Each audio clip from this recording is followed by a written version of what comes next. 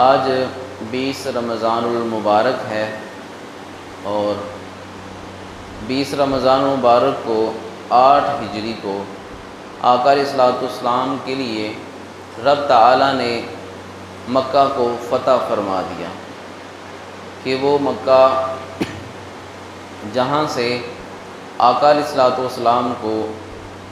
ظلماً اور جبراً نکالنے کی کوشش کی گئی کہ آپ کو نکال دیا جائے یا معاذ اللہ شہید کر دیا جائے یا قید کر لیا جائے، تو اللہ رب العزت نے آپ کو ہجرت کا حکم ارشاد فرمایا۔ تو 8 سال بعد ہی ہجرت کے رب تعالیٰ نے وہی شہر جو کہ آپ صلی اللہ علیہ وسلم کا محبوب شہر بھی تھا، رب تعالیٰ نے 12-13 سال پہلا جو صبر تھا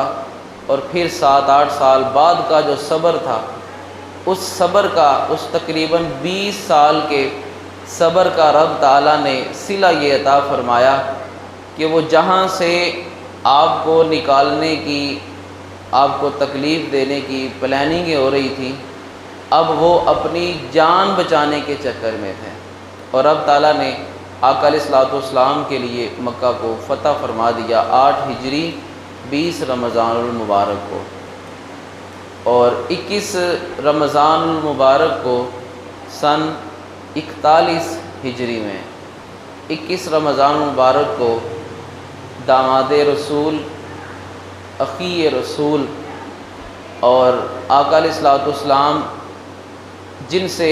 مردوں میں سب سے بڑھ کر محبت فرمانے والے تھے،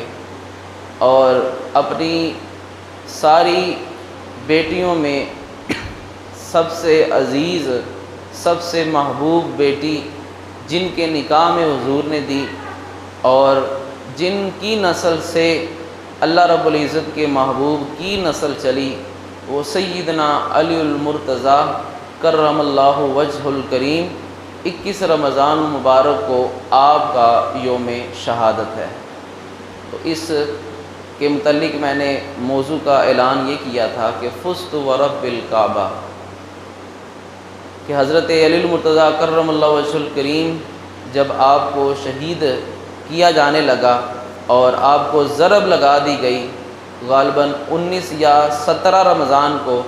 آپ پر حملہ کیا گیا اور 21 رمضان مبارک کو آپ نے جام شہادت نوش کیا، تو سیدنا علی المرتضیٰ کرم اللہ وجہ الکریم آپ کی ذات بابرکات کو رب تعالیٰ نے بڑا مقام اور مرتبہ عطا فرمایا، حتیٰ کہ خود فرماتے ہیں والذی فلق الحب وبارئ النسمۃ،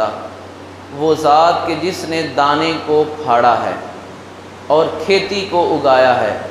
انہ لعہد النبی الامی الی اللہ یحبنی الا مؤمن ولا یبغضنی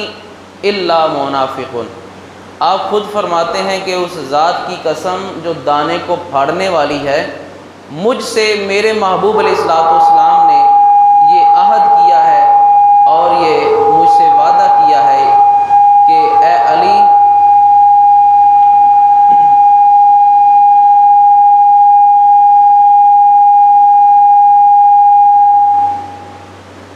انہ لعہد النبی الامی الی اللہ یحبنی الا مؤمن ولا یبغضنی الا منافق، کہ مجھ سے مومن کے علاوہ کوئی بندہ محبت نہیں کرے گا، یعنی جو مجھ سے محبت کرتا ہوگا وہ بندہ پکا مومن ہوگا، ولا یبغضنی الا منافق، اور مجھ سے جو بغض رکھتا ہوگا وہ بندہ منافق ہوگا۔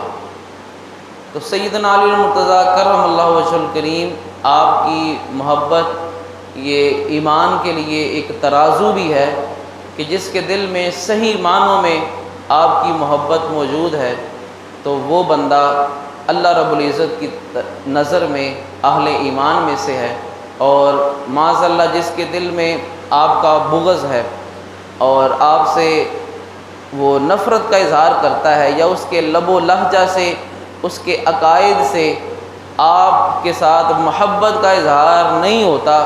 تو وہ بندہ منافق ہے کہ کلمہ تو اس نے پڑھا ہے، لیکن جس کو یہ نہیں پتہ کہ علی سے محبت کی ایمان میں شرط کیا ہے اور علی سے محبت کی ایمان میں اہمیت کیا ہے، تو ظاہری بات ہے اس نے زبان سے کلمہ پڑھا ہے، ابھی ایمان اس کے دل میں داخل نہیں ہوا۔ کہ آقا علیہ الصلوۃ والسلام نے ارشاد فرمایا، سیدہ ام سلمہ رضی اللہ تعالی عنہا آپ فرماتی ہیں کہ آقا علیہ الصلوۃ والسلام نے ارشاد فرمایا، من سب علی فقد سبنی، جس نے علی کو گالی دی یا علی کو برا بھلا کہا تو گویا کہ اس نے مجھے ہی گالی دی ہے۔ تو آقا علیہ الصلوۃ والسلام کو سیدنا علی المرتضیٰ کرم اللہ وجہ الکریم آپ کے ساتھ خاص محبت تھی، چونکہ آپ نے حضور علیہ الصلوۃ والسلام کے گھر میں ہی آقا علیہ الصلوۃ والسلام کی تربیت میں ہی آپ نے جوانی کو پایا ہے۔ جس طرح سیدہ فاطمہ الزہرا اور دیگر آقا علیہ الصلوۃ والسلام کی جو صاحبزادیاں ہیں، آقا علیہ الصلوۃ والسلام کی گود میں پلی بڑی ہیں، ان کی تربیت حضور کی ذات فرمانے والی ہیں، اسی طرح سیدنا علی المرتضیٰ کرم اللہ وجہ الکریم ان کی تربیت کرنے والی ذات بھی آقا علیہ الصلوۃ والسلام کی ہے۔ آپ کو اللہ رب العزت نے بڑا علم عطا فرمایا اور آپ کی یہ عادت تھی کہ جو احادیث آقا علیہ الصلوۃ والسلام سے آپ نے خود سنی ہوتی تھی ان کو تو آگے بیان کرتے، لیکن وہ حدیث کہ جو کسی اور کی زبان سے سنی ہوتی، حتیٰ کہ اگر کسی صحابی کی زبان سے بھی سنا ہوتا، مثال کے طور پر کوئی بھی صحابی ہر وقت آقا علیہ الصلوۃ والسلام کی بارگاہ میں تو موجود نہیں ہوتا تھا، بعض اوقات کوئی صحابی موجود ہوتے، بعض اوقات کوئی موجود نہیں ہوتا، تو کچھ باتیں کوئی سن لیتا، کوئی باتیں کوئی سن لیتا، تو جب ایک دوسرے کو ملتے کوئی معاملہ پیش آتا تو آقا علیہ الصلوۃ والسلام کی حدیث ایک دوسرے سے بیان کر دیتے۔ اب سیدنا علی المرتضیٰ کرم اللہ وجہ الکریم کو اگر کوئی صحابی رسول بھی یہ کہتے کہ میں نے آقا علیہ الصلوۃ والسلام سے یہ حدیث سنی ہے، تو آپ ان سے یہ کہتے کہ مجھے حلف دے کر یہ بات کہیں آپ نے حضور سے سنی، یعنی اس قدر تحقیق کے ساتھ آقا علیہ الصلوۃ والسلام کی کسی بھی بات کو، یعنی اس بات کا آقا علیہ الصلوۃ والسلام کے قول ہونے میں تاکہ کوئی شک نہ رہ جائے، اور جب یہ ثابت ہو جائے کہ واقعی حضور کا قول ہے، کیونکہ آپ اس لیے قسم لیتے تھے کہ آقا علیہ الصلوۃ والسلام کا ہر قول، حضور کی ہر حدیث، حضور کے ہر حکم پر آپ من و عن عمل کرنے والے تھے اور دل و جان سے اس قول کو اپناتے تھے، اور اللہ رب العزت نے آقا علیہ الصلوۃ والسلام کی اس اتباع کی برکت سے ہی آپ کو یہ مقام عطا فرمایا۔ آقا علیہ الصلوۃ والسلام کے علاوہ صحابہ کرام علیہم رضوان میں بھی اگر کوئی شخصیت تاریخ میں، سیرت میں جس کا ذکر ملتا ہے کہ منبر پر بیٹھ کر جو یہ دعویٰ کرتا ہو اور جو اس بات کا اظہار کرتا ہو کہ سلونی اما شئتم اور سلونی قبل ان تفقدونی، وہ سیدنا علی المرتضیٰ کرم اللہ وجہ الکریم کی ذات ہے آقا علیہ الصلوۃ والسلام کے بعد، کہ جو منبر پر بیٹھ کر یہ کہتے تھے جو تمہارا جی چاہتا ہے علی سے پوچھو، سلونی قبل ان تفقدونی، اس سے پہلے کہ تمہیں علی نظر نہ آئے، تم علی کو کھو دو، اس سے پہلے جو کچھ بھی پوچھنا چاہتے ہو علی سے پوچھ لو۔ اسی لیے تو آقا علیہ الصلوۃ والسلام نے ارشاد فرمایا تھا، انا مدینۃ العلم و علی بابھا، اور علی اس شہر کا دروازہ ہے، میں علم کا شہر ہوں، علی اس کا دروازہ ہے، جو علم حاصل کرنا چاہتا ہے اسے چاہیے کہ وہ دروازے سے داخل ہو۔ تو اللہ رب العزت نے سیدنا علی المرتضیٰ کرم اللہ وجہ الکریم کو علم بھی کمال کا عطا فرمایا۔ حضرت ابن عباس رضی اللہ تعالی عنہ صحابہ میں جن کو مفسر قرآن اور سب سے زیادہ قرآن کی تفسیر کا علم رکھنے والا پہچانا جاتا ہے، آپ فرماتے ہیں کہ اذا اتانا السبت عن علی لم نعدل بہ، جب ہمارے پاس کوئی بات آ جاتی کہ علی نے یہ بات کہی ہے، اس مسئلے میں علی کا یہ فتویٰ ہے، سیدنا علی المرتضیٰ کرم اللہ وجہ الکریم نے یہ بات ارشاد فرمائی ہے، آپ فرماتے ہیں کہ اگرچہ میں وہ ہوں کہ آقا علیہ الصلوۃ والسلام نے میرے بارے میں یہ دعا کی ہے، اللہم علمہ بالتأویل، اے اللہ ابن عباس کو قرآن کی تفسیر کا علم عطا فرما دے۔ آپ فرماتے ہیں جب کوئی بات ہم سیدنا علی المرتضیٰ سے سن لیتے تو ہم اس کی برابری نہ کرتے اور نہ اس سے آگے کچھ کہتے۔ مولا علی نے کہہ دیا ہے، بات ختم ہو گئی۔ جو انہوں نے حضور سے سنا ہے اور جو ان کو پتہ ہے، چونکہ وہ ہمیں نہیں پتہ، اس لیے جو علی نے کہہ دیا وہی حرف آخر ہے۔ اور سیدہ عائشہ صدیقہ رضی اللہ تعالی عنہا آپ فرماتی ہیں، اما انہ اعلم الناس بالسنہ، اگر کوئی بندہ تم نے دیکھنا ہو کہ آقا علیہ الصلوۃ والسلام کی سنت کو سب سے زیادہ جاننے والا ہے تو وہ علی ہے، حضور کی سنت کو سب سے زیادہ جاننے والے ہیں۔ اور اسی طرح سیدنا علی المرتضیٰ کرم اللہ وجہ الکریم، آپ کی سخاوت بھی بڑی مشہور ہے۔ آپ جس وقت خلیفۃ المسلمین تھے، امیر المؤمنین تھے، اللہ رب العزت نے آپ کو منصب خلافت عطا فرمایا، تو ایک دن ایک شخص جو آپ کا ملازم تھا، بیت المال کا خازن تھا، آپ کی بارگاہ میں حاضر ہوا اور اس نے آ کر یہ عرض کی، حضور ہمارا جو خزانہ ہے وہ سفید اور زرد خزانے کے ساتھ بھر چکا ہے۔ سفید سے مراد چاندی ہے اور زرد سے مراد سونا ہے۔ اس وقت جو درم و دینار ہوتے تھے، آج کے دور میں تو درم یہ ایک علیحدہ کرنسی ہے اور دینار علیحدہ کرنسی ہے۔ اس دور میں درم یہ چاندی کا سکہ ہوتا تھا اور جو سونے کا سکہ ہوتا تھا وہ دینار ہوتا تھا۔ آپ کو پتہ ہے آج بھی درم کی ویلیو کم ہے، دینار کی ویلیو زیادہ ہے۔ دینار زیادہ مہنگا ہوتا ہے، درم ذرا سستا ہوتا ہے اس کی بنسبت، کیونکہ اس دور میں درم چاندی کا ہوتا تھا اور دینار یہ سونے کے سکے ہوتے تھے۔ تو اس نے آ کر یہ عرض کی، حضور خزانہ سفید اور زرد مال کے ساتھ بھر چکا ہے، آپ بیت المال میں تشریف لائے۔ آپ نے فرمایا لوگوں کو بلاؤ، لوگوں کو اکٹھا کرو،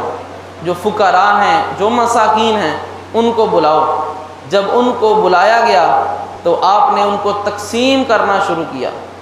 اب تقسیم کرتے کرتے سارا خزانہ خالی ہو گیا، وہ جو کمرہ، وہ جو جگہ تھی جہاں مال رکھا جاتا تھا، آپ نے کہا اب اس کی صفائی کرو۔ جب صفائی کی گئی تو آپ نے وہاں پر 2 رکعت نفل ادا کیے کہ تاکہ یہ جگہ گواہی دے کہ علی نے اس کے اوپر بھی عدل کیا ہے۔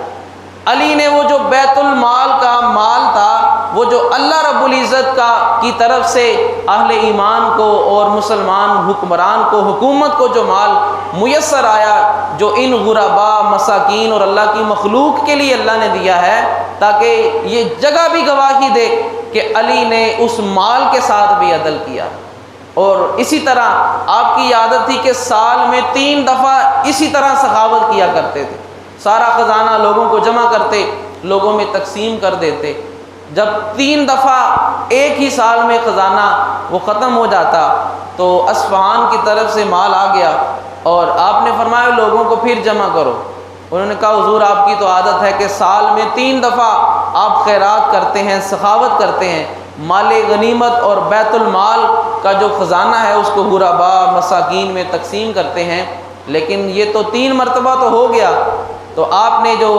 آگے سے ان کو جواب یہ دیا،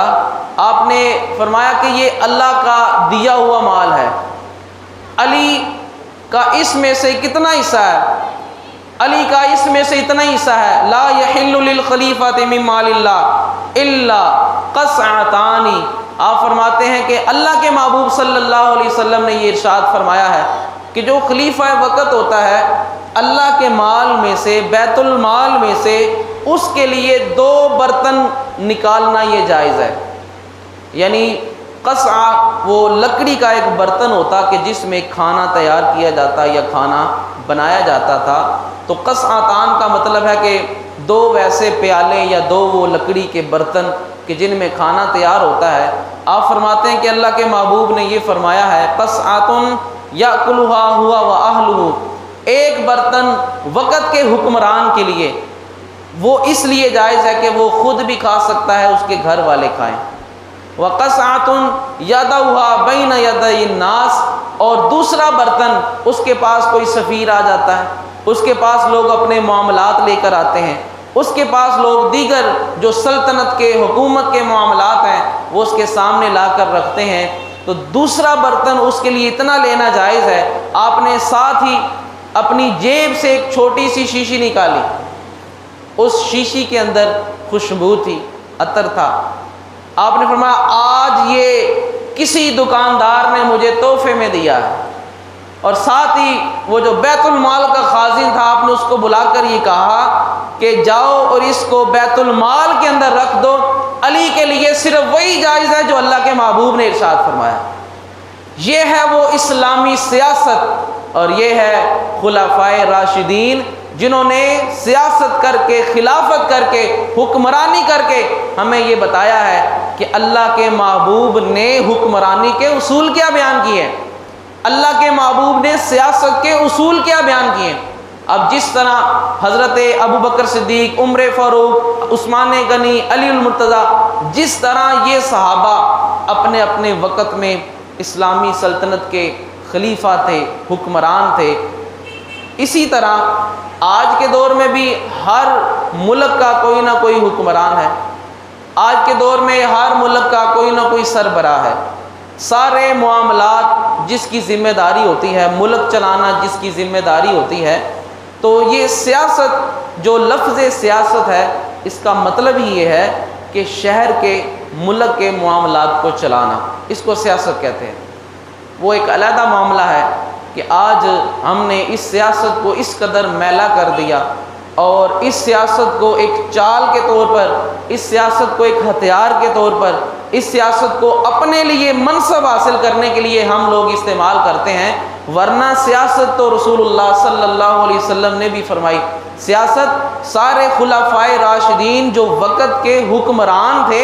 ظاہری بات ہے وہ بھی تو اپنے علاقے، اپنے مملکت کے سربراہ تھے اور سارے انتظامات سنبھالنے والے تھے۔ آج بار بار جو اسلامی سیاست کی بات کی جاتی ہے وہ اسی لیے کی جاتی ہے کہ جب سے ہمارے حکمرانوں نے ان خلفائے راشدین کی سنت کو چھوڑا،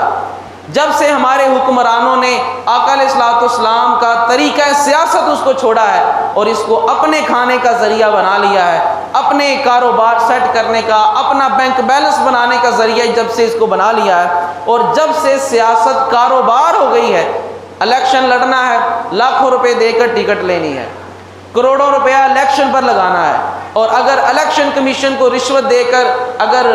سیٹ بھی جیتنی پڑے تو اس میں بھی کوئی دریغ نہیں کیا جاتا، اور پھر جب سیاست میں کوئی عہدہ حاصل ہو جاتا ہے وہ سارے کا سارا جو پیسہ ہم نے انویسٹ کیا ہوتا ہے اب وہ ہم نے نکالنا ہوتا ہے۔ جب ملکی سیاست کاروبار ہوگی اور کوئی بھی اس کو خدمت سمجھ کے نہیں کرتا، اگر آج تک اس کو پاکستان کی تاریخ میں خدمت سمجھا ہوا ہوتا تو پاکستان کا یہ حال نہ ہوتا۔ یہ سیدنا علی مرتضیٰ، کیوں ہم بار بار یہ باتیں کرتے ہیں؟ یہ اسی لیے کرتے ہیں عوام میں بھی اویئرنیس آئے۔ کل کو ہم میں سے ہی، ان نوجوانوں میں سے ہی کوئی وہ ہوگا جو سیاسی شوق رکھے گا، میں بھی علاقے کا چیئرمین بن جاؤں، میں بھی ایم این اے بن جاؤں۔ اب سوچنے کی بات یہ ہے کہ ہمارے نوجوانوں میں یا آئندہ نسل میں یہ ذہن اکثر کس لیے آتا ہے؟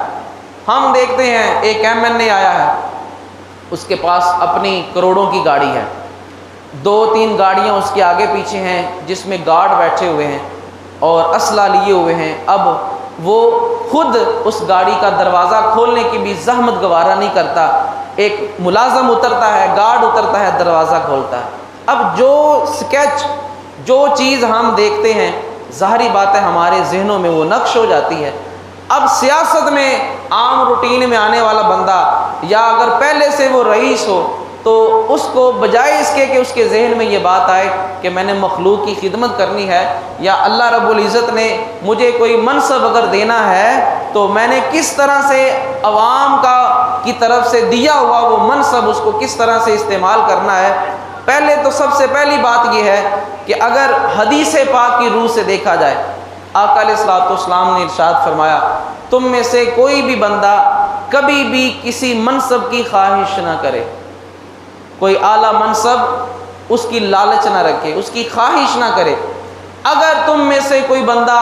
منصب کی خواہش کرے گا اور اسے وہ منصب مل گیا تو وہ فتنے میں مبتلا ہو جائے گا، وہ آزمائش میں مبتلا ہو جائے گا۔ اور وہ بندہ فتنوں میں گر جائے گا اور اس منصب کی پاسداری نہیں کر سکے گا۔ لیکن اگر تم خواہش نہیں رکھتے، مثال کے طور پر محلے میں کوئی بندہ بڑا ایماندار ہے، سب نے مل کر یہ کہہ دیا کہ یار یہ بندہ اس بات کے قابل ہے، اہل ہے کہ یہ یہاں کا کونسلر بن جائے یا چیئرمین بن جائے یا یہاں اس جگہ ہماری نمائندگی کرنے کے لیے یہ ایماندار بندہ ہے، اگر لوگ آپ کو پروموٹ کرتے ہیں، لوگ یہ چاہتے ہیں، تو پھر آقا علیہ الصلوۃ والسلام نے فرمایا اگر تمہیں یہ ذمہ داری سونپ دی جائے تو پھر اللہ سے یہ دعا کرو اللہ تمہیں اس میں ثابت قدم بھی رکھے، اس منصب کی ذمہ داری کو پورا کرنے کی توفیق بھی عطا فرمائے۔ آج جہاں پر منصب کی دوڑ، لالچ کہ وہی ہمارے حکمران پہلے ایک دوسرے کو گالیاں بھی دیتے ہیں،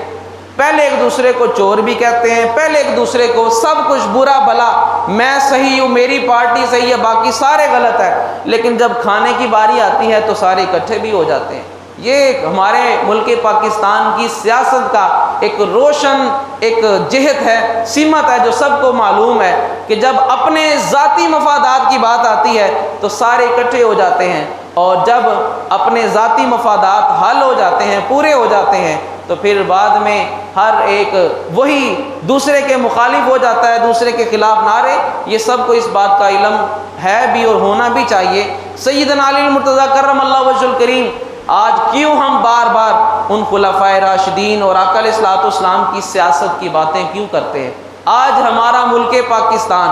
اس میں یہ غلط فہمی ہے ہماری کہ چہرے بدلنے سے یا نام بدلنے سے یا پارٹی بدلنے سے اس ملک میں تبدیلی آ سکتی ہے۔ جب تک ہماری سوچ نہیں بدل سکتی اس کا نظام نہیں بدل سکتا۔ جب تک ہماری سوچ، اور یہ برملا میں یہ بات کہتا ہوں، جب تک یہ سوچ نہ آئے گی کہ وقت کا حکمران ممبر پر کھڑا ہے، خطبہ دے رہا، اور ایک عورت کھڑی ہو کر اسے سوال کر دے، ایک مرد کھڑا ہو کر سوال یہ کر دے بھی خطبہ ہم بعد میں سنیں گے، یہ جو کرتا پہنا ہے پہلے اس کا حساب دو، جب تک یہ ہماری ذہن سازی نہیں ہو سکتی تب تک ہمارے ملک کا کچھ نہیں ہو سکتا۔ اور ہمارا ذہن کیا بنا دیا گیا؟ ایک طرف وہ ذہن ہے جو آقا علیہ الصلوۃ والسلام نے دیا، جو اللہ کے محبوب کے صحابہ، ان خلفائے راشدین نے ایک ذہن ہمیں دیا، ایک سوچ انہوں نے دی کہ ہمارے لیے تو بس اتنا سا لینا جائز ہے۔ یہ مجھے آج کسی بندے نے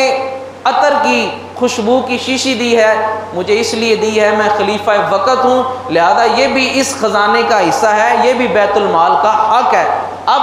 خلیفہ وقت اتنی بات کہتا ہو تو بتائیں آج کی حکمران کس طرح سے اس اصول کو اپنا سکتے ہیں؟ ان کو کیسے فائدہ ہوگا اس کا؟ ان کے پاس تو